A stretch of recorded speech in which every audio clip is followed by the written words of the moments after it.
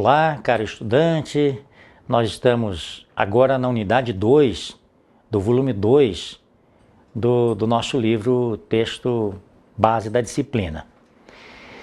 Nessa unidade 2, nós vamos fazer algumas considerações sobre a inflação num contexto de economia estabilizada, alguns efeitos colaterais, as reformas.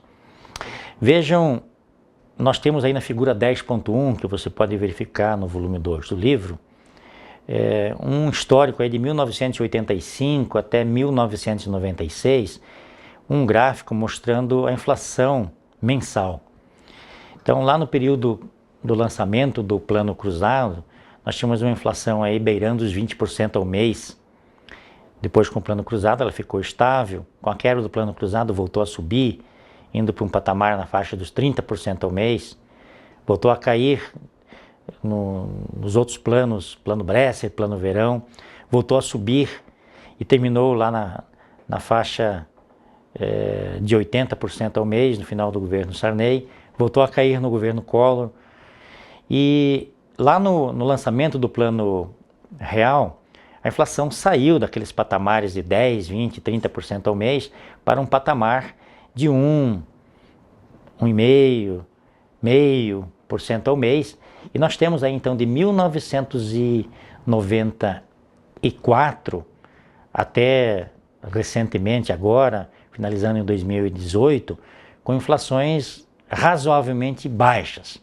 Tivemos um período de um solavanco aí no ano de 1999, quando foi implantado o câmbio flutuante.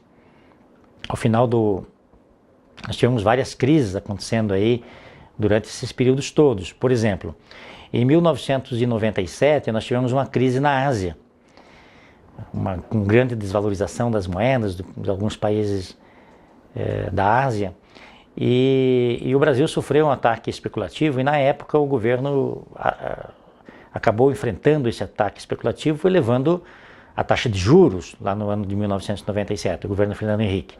Em 1998, o ano da reeleição de Fernando Henrique, nós tivemos uma nova crise internacional na Rússia, e a solução para enfrentar esta crise da Rússia, ela combinou uma elevação de juros novamente, mas não tão abrupta como havia acontecido no ano de 97, pelos óbvios efeitos negativos para o processo eleitoral, e uma âncora cambial segurando a taxa de câmbio.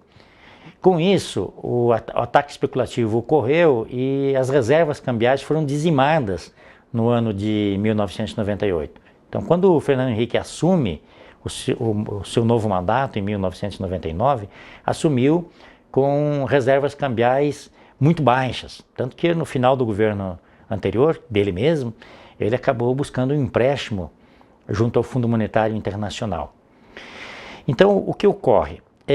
Para manter a economia estabilizada, e essa é a tônica aí dessa nossa conversa, passando aí por essa questão das crises que ocorrem nos outros países, você precisa estabelecer alguns mecanismos.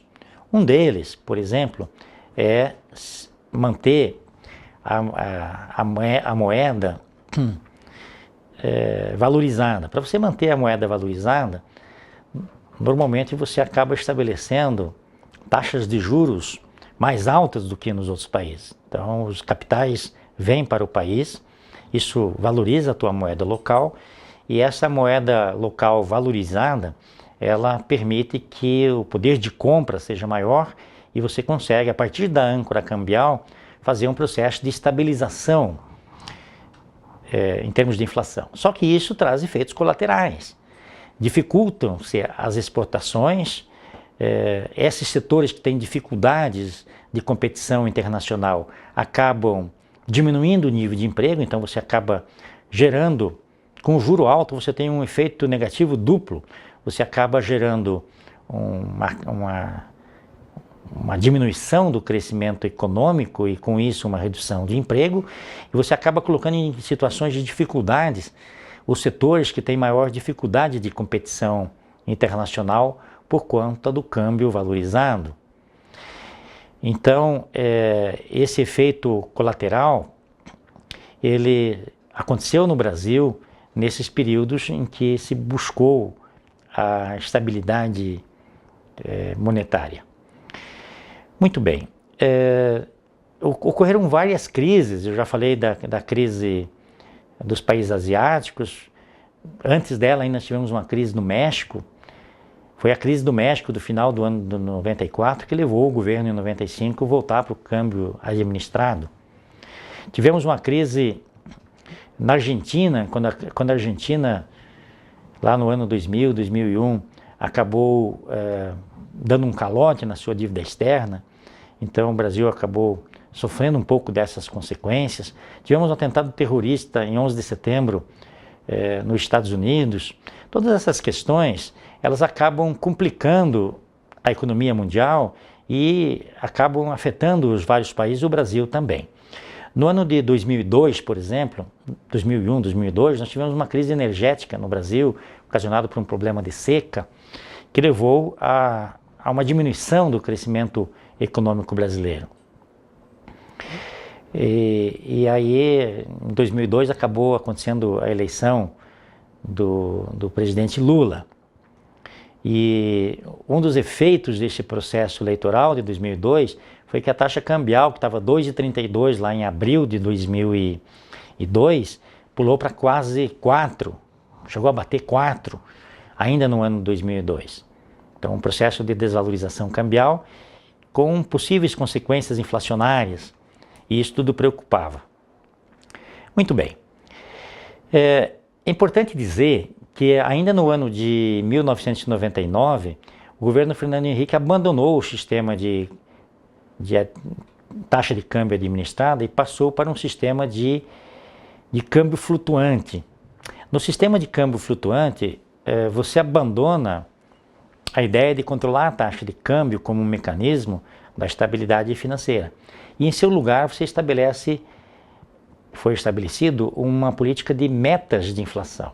Esse sistema de metas de inflação no Brasil já dura praticamente 2 décadas e ele tem sido absolutamente exitoso no processo de controlar a inflação, de manter a inflação dentro da meta. Para isso se utiliza a política de juros, subindo a taxa de juros quando a inflação ameaça sair de um patamar razoável para um patamar mais elevado. Isso aconteceu em 2015, ainda no governo Dilma, no segundo governo Dilma, primeiro ano do segundo governo Dilma, quando a taxa de inflação bateu 10,67 no ano 2015.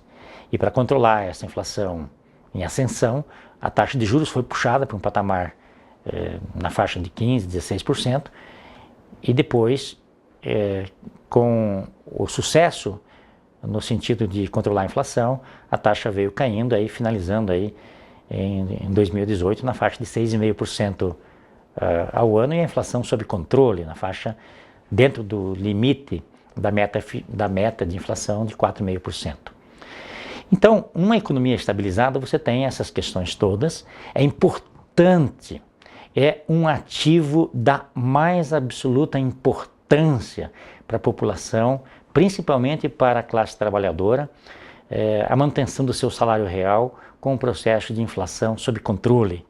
4,5%, ainda é uma inflação alta quando comparada com alguns outros países, mas para os padrões brasileiros, manter a inflação dentro de um limite de meta de 4,5%, 6 no máximo, 2,5 no mínimo, dentro desses intervalos, é algo absolutamente exitoso e que permite que o nosso salário real permaneça ao longo do tempo. Muito obrigado. No próximo vídeo nós entraremos na discussão da economia brasileira sob a influência da sua dinâmica geográfica. Muito obrigado.